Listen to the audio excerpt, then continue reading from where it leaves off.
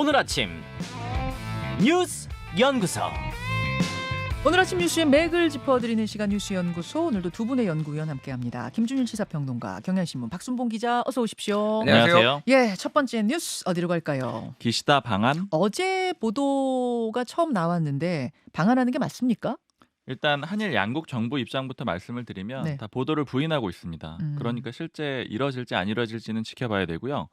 일본의 관방장관 대변인격이거든요. 네. 그런 사실이 없다라고 했고 우리 대통령실도 추진하고 있는 사항 없다 이렇게 반박을 했습니다. 그래요. 근데 이제 다만 보도가 굉장히 구체적이에요. 일본의 후지 TV가 보도를 했는데 네.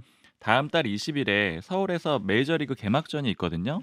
여기 LA 다저스하고 샌디에이고 파드리스가 맞붙는데 여기 일본 오타니 선수가 출전을 하거든요. 네. 이거에 맞춰가지고 기시다 총리가 방한을 해가지고 윤 대통령도 만난다 이런 내용이에요. 후지 TV도 그냥 뭐 자기들이 알아서 쓴 게 아니라 일본 정부 관계자한테 취재를 했다는 거잖아요. 맞아요. 이 다수 인용을 했는데 취지는 셔틀 외교의 일환이라는 거고 내용은 북한 문제 협의할 거다. 그리고 목적은 4월 총선 앞두고 윤석열 대통령을 좀 후원해주는 도와주는 목적이 있다. 이런 내용들까지 들어가 있습니다. 네.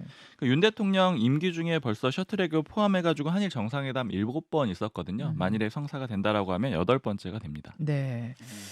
김준일 에디터, 예. 이게 어떻게 될지 모르겠는데 어떤 부분 주목하셨어요? 저는 성사될 가능성이 꽤 높다라고 보고 있어요. 이게 이제 전형적으로 네. 우리가 이런 관행들을 좀 봤을 때 애드벌룬 띄워보기, 여론 좀 살펴보기거든요. 그러니까 정부 관계자가 이거 추진하고 있는데 언론에 딱 줘가지고 띄우고 그런 다음에 상황 봐서 나쁘지 않으면은 이제 간다라는 겁니다. 그래서 어저께 양국에서 다 이제 확인을 좀 요청을 했을 거 아니에요. 그렇죠. 우리나라에는 이를테면 현재 추진되고 있는 게 없다 이렇게 얘기를 했어요. 그러니까 기자가 그러면은 논의 사실 자체는 있어요 없어요?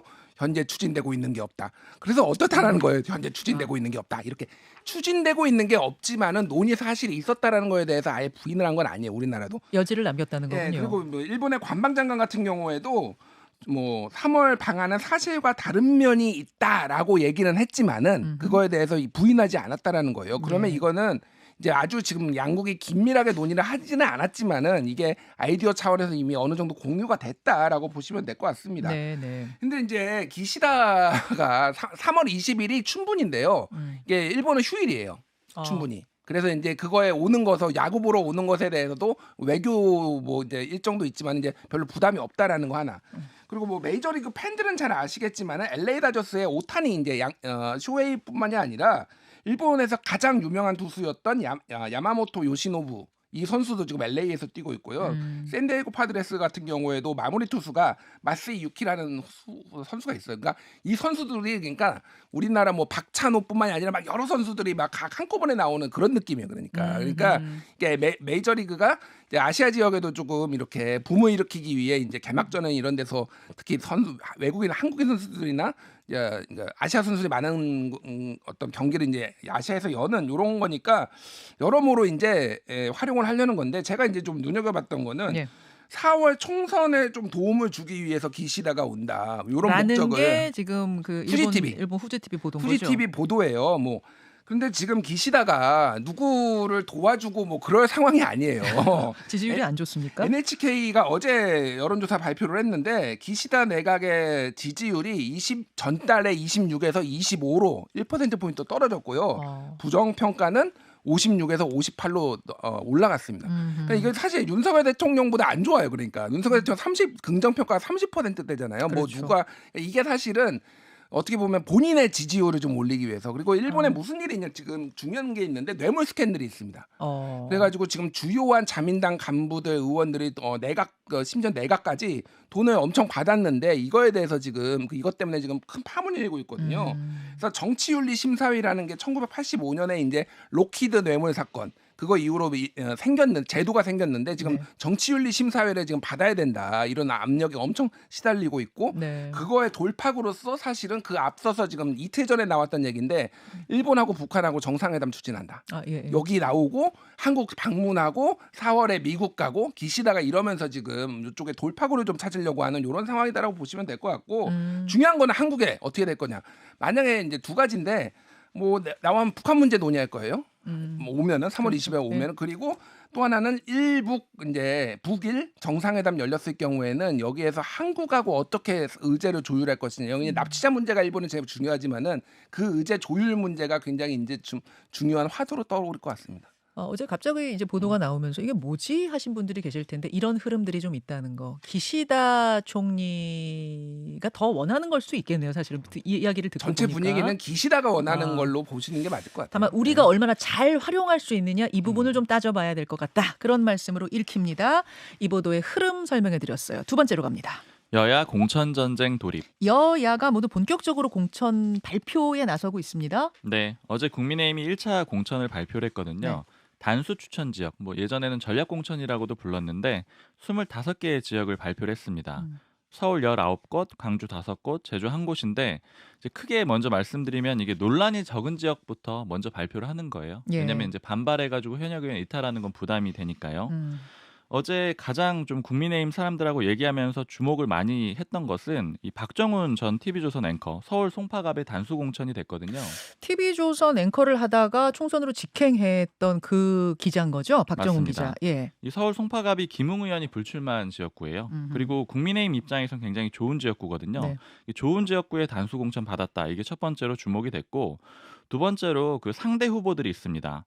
석동현 전 민주평통 사무처장하고 그다음에 안영환 전 의원이 있었는데 그러니까 3명의 예비 후보가 있었던 거죠. 네. 근데 2명을 다 제치고 단수 공천을 받았다라는 거. 특히 이 석동현 전 처장 같은 경우에는 윤석열 대통령의 40년직이거든요. 그렇죠. 제가 어제 뭐 여권 관계자를 만났는데 그 여권 관계자 얘기는 이거예요. 대통령의 시스템 공천의 상징적인 장면이다 이렇게 표현을 했는데 그 석동현 전 차장이 예전에 윤석열 대통령 아버지 돌아가셨을 때 네. 그 장지까지 갔던 사람이라는 겁니다. 맞아요. 예. 그 정도로 가까운 사람인데 경선 기회도 못 받고 컷오프 되지 않았느냐 이제 이런 얘기를 하면서 이게 시스템 공천의 상징이다 이런 표현을 쓰고 있습니다. 자, 석동현 대통령의 친구 석동현 후보를 물리치고 박정훈 전 TV조선 앵커가 단수 공천된 거 이게 가장 주목받는다는 이야기고요. 맞습니다. 예. 근데 이제 반면에 또 김웅 의원 같은 경우에는 지금 현재 의원이잖아요. 예, 예. 어제 페이스북에 밤에 좀 늦게 글을 올렸던데 이거 짜고 치는 고스톱이다 이런 표현을 쓰기도 했습니다. 그건 무슨 의미일까요? 근데 아직 구체적인 얘기는 좀 들어봐야 되는데 어제 좀 밤 늦어가지고 연락은 안 해봤거든요. 예. 근데 이제 박정훈 전 앵커를 이미 염두에 두고 모든 과정이 이루어졌다 이런 취지로 좀 쓴 걸로 보입니다. 그럼 용심은 뭐 양쪽에 다 있었다 그런 얘기인 거예요? 아니면 용심 아니면 얘기 같진 않아요. 그냥 공천 과정이 그랬던 거 아니냐 이런 아. 거 같은데 좀 얘기는 또 추가적으로 들어봐야 될 것 같고요. 또 주목받는 곳이요. 25개 지역구 발표됐다라고 말씀드렸는데 네. 대통령실 출신은 하나도 단수 공천을 못 받았습니다. 음. 그러니까 모 대통령실 출신 그러니까 예비 후보랑 얘기를 해봤는데 자신들은 원래 나올 때부터 너희들은 특혜가 없을 거다 이런 얘기를 듣고 나왔다라는 거예요. 그거 이게 실제 실현이 됐다라는 건데 이제 구체적으로 보면은 서울 강남을에 이원모 전 비서관이 지원을 했고 여기 현역 의원은 박지은 전 외교부 장관이잖아요. 네. 근데 이원모 전 비서관 같은 경우에는 제가 뭐 취재를 했을 때도 그렇고 공통된 의견이 윤석열 대통령이 가장 아끼는 참모예요. 아예 그 결혼도 주선한 게 윤석열 대통령이라면서요. 맞아요. 그리고 윤 대통령 입장에서 또 각별할 수도 있는 게 여권 관계자가 하는 얘기는 윤 대통령이랑 이제 한번 같이 만난 자리가 있었다는 거예요. 예. 이원모 전 비서관이. 근데 그 자리에서 윤 대통령이 이원모 전 비서관한테 언제 검사 그만뒀지? 뭐 이런 거 물어보더라는 거예요. 근데 윤 대통령 그만두고 이틀 뒤에 그만뒀습니다. 뭐 이런 얘기를 하고 이렇게 주고받는 과정들을 봤을 때 그러니까 굉장히 검사직 던지고 나온 거잖아요. 그렇죠. 윤 대통령 따라서 그만큼 서로 좀 애착 관계가 있다라는 건데 그럼에도 불구하고 이제 단수 공천은 못 받았다라는 거고요. 지금 당내에서 나온 얘기는 수원 갈 것 같다라고 하거든요. 그러면 역시 또 험지로 가는 험지죠. 그런 그림이 나옵니다. 그리고 또 비슷한 그 그림으로 좀 볼 수가 있는 게 지금 청년 중에 서울에 험지 도전한 2명의 전 당협위원장이 있는데 이승환 전 위원장이랑 김재섭 전 위원장이 있어요. 이승환, 김재섭. 네, 근데 둘 다 이제 서울이고요. 그리고 비교적 청년입니다. 근데 이승환 전 위원장은 대통령실 출신 아니고 김재섭 전 위원장은 대통령실 출신이 아니고 이승환 전 위원장이 대통령실 출신이죠. 출신이거든요. 예, 예. 그런데 김재섭 전 위원장만 또 단수 공천을 받았어요. 그러니까 이제 대통령실 출신은 못 받은 건데 물론 여기에 대해서는 김재섭 전 위원장이 좀 오래 다졌기 때문에 그랬다 뭐 이런 얘기도 있는데 이 부분도 좀 주목해서 볼 수가 있고요. 근데 단수 공천이 발표가 이번이 끝이 아니잖아요. 끝은 계속 아니에요. 이루어지는 예, 거잖아요. 추가적으로 나올 수 있습니다. 그래서 예. 향후 상황도 좀 보긴 해야 되고요. 네.